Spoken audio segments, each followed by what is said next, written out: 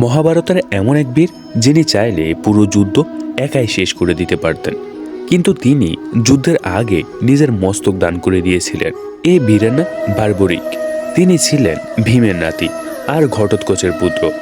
কঠোর তপস্যায় সন্তুষ্ট হয়ে মহাদেব তাকে দেন 3টা অমোঘ বাণ, যার জন্য তিনি পরিচিত হন 3 বাণধারী নামে। এই 3টা বাণের শক্তি ছিল অবিশ্বাস্য।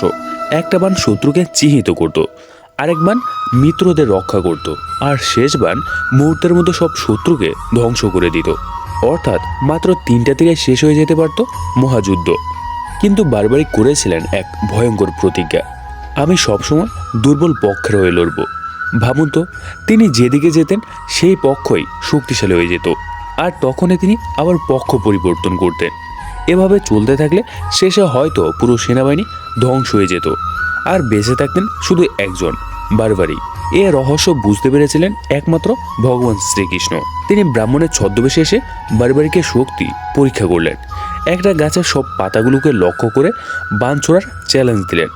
বারবারিক একটা তীর ছুড়লেন, আর তা গাছের প্রতিটি পাতাকে ছেদন করে লুকানো পাতাটাকেও খুঁজে বের করলো। তখন কৃষ্ণ বললেন, আমাকে একটা দান দেবে? বারবারিক বলল, আপনি যা চাইবেন তাই দেব। শ্রীকৃষ্ণ বললেন, আমি তোমার মাথা চাই। এক মুহূর্ত দ্বিধা না করে বারবারিক নিজের মাথা দান করলেন। তবে তার একটা শেষ ইচ্ছা ছিল, তিনি মহাযুদ্ধ দেখতে চান। কৃষ্ণ তার সেই ইচ্ছা পূরণ করলেন। বারবারিকের মাথা কুরুক্ষেত্রের উপর স্থাপন করা হলো, যেখান থেকে তিনি পুরো 18 দিনের মহাযুদ্ধ দেখলেন। যুদ্ধ শেষে প্রশ্ন উঠল, এই বিজয় আসলে কার? তখন বারবারিক বললেন, আমি দেখেছি মানুষ শুধু যুদ্ধ করেছে, কিন্তু প্রকৃত বিজয় এনেছে স্বয়ং শ্রীকৃষ্ণ।